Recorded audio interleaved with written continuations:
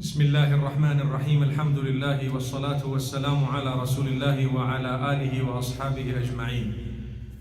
We praise Allah subhanahu wa ta'ala. We send blessings and salutations upon Muhammad sallallahu alayhi wa sallam, his household, his companions. We ask Allah subhanahu wa ta'ala to bless them, to grant every one of us goodness. My brothers and sisters, if you were to look at the reason behind the creation of mankind, Allah subhanahu wa ta'ala mentions a few things primarily. He says, وَمَا خَلَقْتُ الْجِنَّ وَالْإِنسَ إِلَّا لِيَعْبُدُونَ. I have not created mankind or jinkind except for them to worship me, for them to worship Allah subhanahu wa ta'ala. Primarily, that's the purpose of creation. Now, people might have questions. Those questions will be answered by Allah subhanahu wa ta'ala the day we meet Him. What I know, what you know is I am here now. And I did not choose to be here. Someone put me here. None of us chose to be here. Someone put us here. We will also not choose to die. He will take us back when the examination is over, because one of the other purposes is to be able to worship Allah through the tests that He puts us through in our lives. This is why nobody's life ever has been free of tests. You need to think about what I just said. Listen to what Allah says. أَحَسِبَ النَّاسُ أَن يُتْرَكُوا أَن يَقُولُوا آمَنَّا وَهُمْ لَا يُفْتَنُونَ. Does mankind think that it's sufficient for him to just say that, we're believers, or for mankind to say we're believers, and then it's okay? I say I'm a believer and I'm not going to be tested. Allah says, does man think we're not going to test him? We will definitely test him, just like we tested those before him, in order to distinguish who has passed the test, who was truthful and who was not truthful. You say you believe, okay, we're going to give you things. Do you still believe? Has it humbled you? Has it brought you closer to us? If it has, alhamdulillah, good for you. Nothing was decreased from the kingdom of Allah. In one hadith, the Prophet ﷺ says, if everybody had to ask Allah whatever they wanted from the beginning of mankind to the end of mankind, and Allah was to give every single person every single thing they asked for, it would not displace from the kingdom of Allah except that which a pin displaces when it's thrown into the ocean. That's Allah. So what did Allah lose? Nothing. What did Allah gain? Nothing. It's you and I who are gaining or losing. Similarly, you need to know another thing. Allah subhanahu wa ta'ala says, وَلَنَبْلُوَنَّكُمْ. We will definitely test you. If you look at the wording of that verse in Surah Al-Baqarah, Allah says, we will definitely indeed, very, very confirmed and stressed. When I say stressed, I mean Allah has actually said it in a very strong way. He has given it great significance. He says, we will definitely test you. With what? Number one test, fear. Al-khawf. What type of fear? Not necessarily one type of fear, all types of fear. You're worried about your health, you're worried about your food, you're worried about your drink, you're worried about your safety, you're worried about security, you're worried about the enemy, you're worried about animals, you're worried about electricity, you're worried about water, you're worried about eco-cash, you're worried about everything else. Allah says, we will test you. It's a worry, it's a concern. It's definitely a worry. In this country, we're going through difficulty, but I want to let you know, it's not the only country. The most developed countries at this juncture are going through great challenges, huge challenges of a different nature. Subhanallah. Allah says, we will test you with fear. What are you worried about? Someone asks you, what's your greatest fear? You have a long list of things to say. I'm worried about this, that. How long have you been worried for?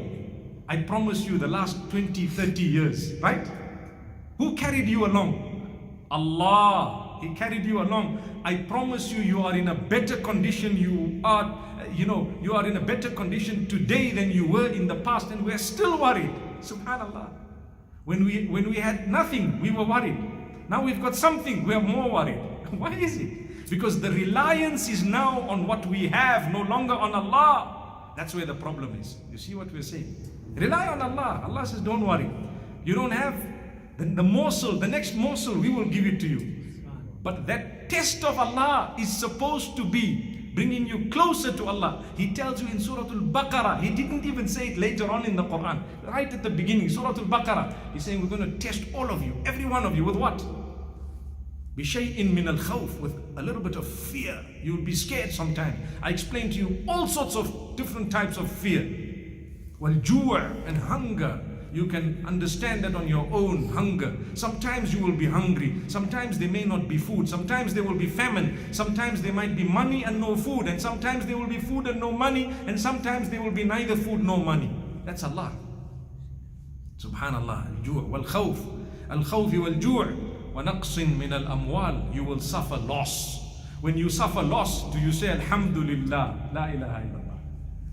Allah says you will suffer loss of wealth. Naqsin min al-amwal. Your money, boom, suddenly one day someone stole it. There was a fire, there was a robbery, there was an earthquake, what's all this about? Allah says that's the whole reason why we sent you onto the earth. Man, don't be fooled.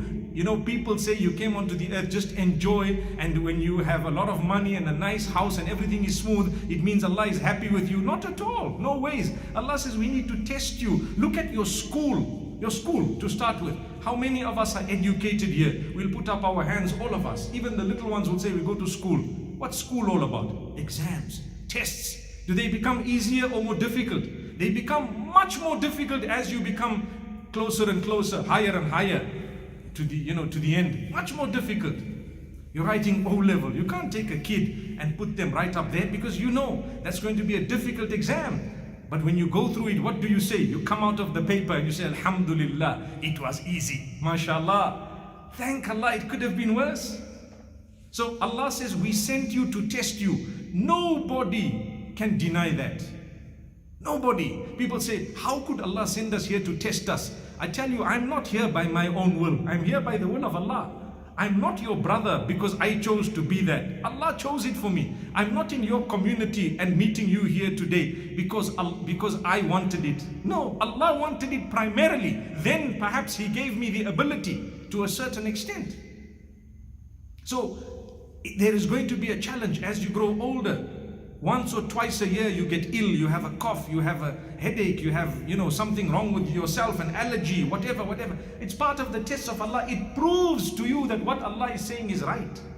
وَنَقْسِم مِّنَ الْأَمْوَالِ وَالْأَنفُسِ. Allah says we will take away the life of what? Of who? People around you, whom you love perhaps. People around you whom you see and witness. Family, community, whoever else. However we want to take it, we will take it. People say, why are innocent children dying? The one who gave them the life loves them more than the people who gave birth to them. Remember that. The one who gave them the life loves them more than those who gave birth to them. People say the mother's love is the highest. Actually, Allah's love is higher than that. So why did they suffer? That's a question. I tell you, go back to the reason of creation. You will know it's part of the test. Allah is testing you who remain behind. Do you understand Allah's plan? They might be the means of your entry into Jannah. If Allah knows that there is a little child who's going to grow up to suffer beyond a certain degree, Allah may take them away earlier. If Allah knows that there is a child who's going to grow up and make someone else's life a misery, perhaps the parent's life a misery, Allah might take them away earlier in a car crash where they may not have died in a way I would have liked or you would have liked, but they died in a way Allah wanted. And if you bear the patience, you pass your test, you walk out of there, you might be sad, but Allah will give you Jannah because you were patient. And had they remained and had they been given life, perhaps you would have said, oh Allah, look at my son, he's hassling me, he's troubling me, help me, I'm really depressed. Subhanallah. Allah says, we will always do you a favor. You don't know the future, we know the future. The knowledge of Allah is so powerful. يَعْلَمُ مَا كَانَ وَمَا يَكُونُ وَمَا لَمْ يَكُنْ إِذَا كَانَ كَيْفَ يَكُونُ. Allah knows that which was, that which will be. You know, the past, the present and future. Those three Allah knows. But there is a fourth category of knowledge that is the most supreme, that is only for Allah. You know what it is? Try to understand what I'm saying. Allah knows what will not happen in the future. If it were to happen, how it would have happened. Subhanallah. Say you don't have a child. Allah knows that if you had one, and you're not going to have one, what would have happened had you had one? He will show you that one day if you want to see it perhaps. That look, we didn't give you because of X, Y, and Z. Not only that, even if it's a business deal, sometimes there is $1 million deal, and it's so close to you and it didn't come to you. Sometimes you want to get married to someone so desperately, and you think everything is smooth and this person is blocking. No, no, no, no. Allah knows that which is not going to happen. If it did happen, how it would have happened. That's what Allah knows. We read Surah Al-Kahf every Friday, a lot of us. I promise you, in that surah, there is something very powerful regarding the meeting of Musa alayhi salam and Al-Khidr. When Al-Khidr decided to kill the little boy, later on there was an explanation to say, had he been given life, he would have been so disobedient to his parents. Allah said, take that life away, don't worry, we will replace him with a better child. Subhanallah, the child never ever grew up. So Allah knew this child is not going to grow up, but if the child had grown up, which didn't ever happen, was never going to happen, Allah says, we know what would have happened. Allahu Akbar. It's a little bit too deep. You need to think about what I'm saying. This is why ajaban li amril mu'min. The affairs of a believer are amazing. The reason why I'm repeating this type of topic is because we're going through a lot of hopelessness on earth. People don't realize, why am I not coming right? Well, nobody is coming right actually. So what is coming right? If you could read Salah that day, you have come right. If you have obeyed Allah, you have come right. If you have thanked Allah against all odds, you have come right. That's what is right. Right is not about your food and your money and everything else which everyone thinks. Today when you ask someone how's things, they will tell you very tough.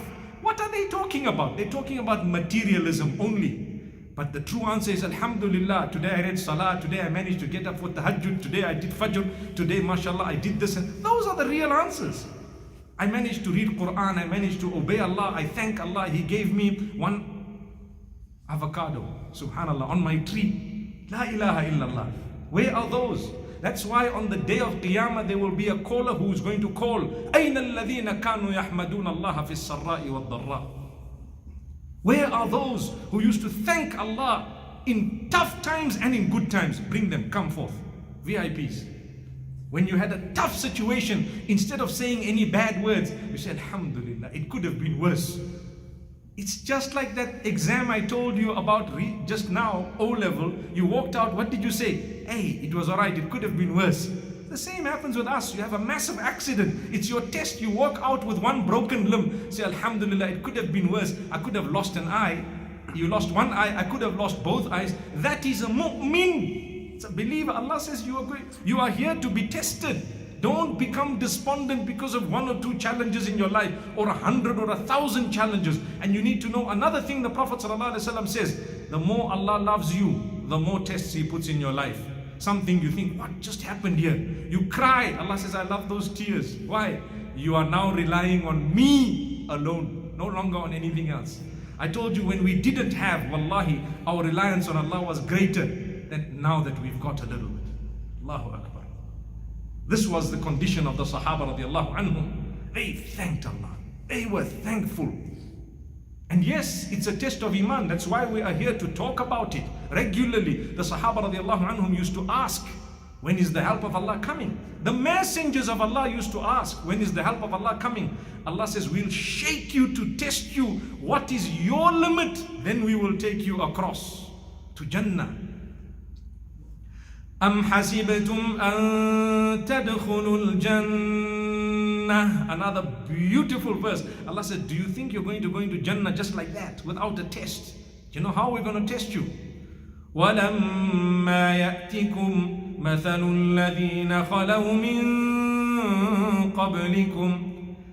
The example and the tests that we had tested those before you have not yet even come to you. And you think you're going to go to Jannah without those type of tests. So you might ask, oh Allah, what type of tests did they have? You know what Allah says? مَسَّتْهُمُ الْبَأْسَاءُ وَالضَّرَّاءُ وَزُلْزِلُوا حَتَّى حتى يقول الرسول والذين آمنوا معه متى نصر الله. They were tested with hardship, with difficulty, with warfare. And they were shaken. Allah says, وَزُلْزِلُوا. Zalzala is actually an earthquake. They were shaken until the messengers and the believers asked Allah, Mata Nasrullah, when is the help of Allah going to come? Allah's testing us right to the limit, right to the extent. Allah says, Ala inna nasrallahi qareeb. Below, the help of Allah is very near. Don't lose hope. That's what Allah says. The messengers were shaken, the believers with the messengers, meaning the companions, were shaken. Who are we? Our iman will be tested. Don't lose your faith. Come back to salah. Ya ayyuhalladhina amanu. That is an honor for those who believe only. Allah says, oh, you who believe, that's an honor. Only those who believe will say, yes, oh Allah, what are you saying?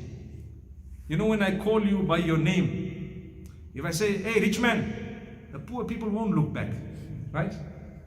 Right? If I call you by your name, Muhammad, there are 5, 10 Muhammads. Muhammad, 5, 10 of them will look, the rest of them won't look. If I say, oh, you who believe, everyone who believes is supposed to say, what is it? What is it? Something very important. So Allah says, Ya ayyuhalladhina amanu. You need to say, what is this? Ista'inu bis-sabri was-salah. Inna Allaha ma'as-sabirin. Seek assistance, seek help through what? Patience and prayer. You don't pray, you're going to complain. I can't cope. You're not patient, you're going to complain. I can't cope.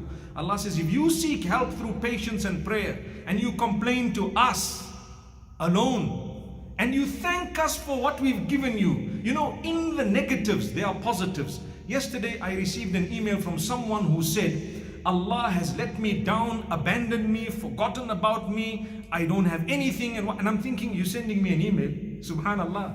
Are you not looking at your eyes, your nose, your breathing, your ears, your whatever else? How can you say Allah abandoned you? Just because He took 20 things away from you, one time, you think He's forsaken you. He wants to tap you to say, come close to us. Come to sabr and salah so that you get Jannah. That's the true answer of the question we are asking you right now. We're giving you the answer. We're testing you. It's a question to say, right, take this, take this, take this, take this. What are you going to do? It's our test. The answer is sabr and salah. There's neither sabr nor salah. You're getting the wrong answer. That's why you can't cope. There's sabr and salah. Bear patience, 1 year, 2 years, no matter how long, 20 years, a lifetime. If you lose your life while bearing patience, you still have Allah with you. Never mind. You died with hope. It's better to die with hope than to die hopeless. You know what's a mu'min? A mu'min, when he is sick and ill and when he is right at the end of his life, he always has hope. One of two things. Either I'm going to get better, I will say Alhamdulillah. Or I'm going to meet my maker, Alhamdulillah. What did I lose? Why must I get depressed? If you hold the mattress tight, you're still going to die. May Allah forgive us. And if you let go of that mattress and say Alhamdulillah, you're still going to go when your time is up. So Allah says, we're going to test you. And Allah says, even produce, there will be loss of produce, maybe no rain. No, so the problems are compounded one after the other. Right at the end, Allah says, وَبَشِّرِ الصَّابِرِينَ الَّذِينَ إِذَا أَصَابَتْهُم مُّصِيبَةٌ قَالُوا إِنَّا لِلَّهِ وَإِنَّا إِلَيْهِ رَاجِعُونَ. Give good news to those who bear patience, those whom when calamity strikes them, they say, we all belong to Allah, and ultimately, as it is, we're all going to return back to Allah. This is just a passing phase. May Allah subhanahu wa ta'ala make it easy for us. My brothers and sisters, we're going through a lot of challenges. It's Allah polishing us. The bigger the reward, or should I say, the bigger the test, the greater the reward. The bigger the test, the greater the reward. The more Allah loves you, the more He tests you. We're going to be tested every day. In fact, if you're not tested, you need to be worried. I want to end off by making mention of one quick point. When something happens in your life, that is a big problem according to the world, major disaster according to the world, how do you know whether it is a test or a punishment? Quite simple. If you take it in your stride, it's a test. Which means, if you're calm about it, yes, it will hurt you, it might shake you a little bit, but if you're calm about it, if it brings you closer to Allah, if it drew you towards Allah, it made you more humble, it made you a better person, it's a test, it cannot be a punishment. A punishment does not bring a person close to Allah, it destroys them. So say a big thing happened and you came to the masjid, or you started reading salah, or you started seeking forgiveness. Allah says, that was a test. We loved you so much. We put a test so that you come close to us. But if something drives you away from Allah, makes you question Allah, makes you angry, makes you upset, makes you so angry and upset and hopeless, perhaps it's a punishment. Don't lose hope. No matter what you lost, never mind. Allah will give you better. This is why many people who've lost their entire businesses, I am telling you from my experience, a lot of them, in a short space of time, if they bore sabr, Allah gives them back 10 times more. 10 times more. Go and study, go and check, write down the names and see the people. In your own communities, in our own communities. People who've lost things, and after, if they were sabr and salah, a few years later, they got so much back they can't even believe. They will never, if their forefathers were alive, they would say, how did you get all of this? It was through sabr and salah. May Allah subhanahu wa ta'ala keep us happy, make us humble, make us love one another, respect one another. Remember, your rizq is written from Allah. The solutions to your problem with Allah, not with anyone else. أقول قولي هذا وصلى الله وسلم وبارك على نبينا.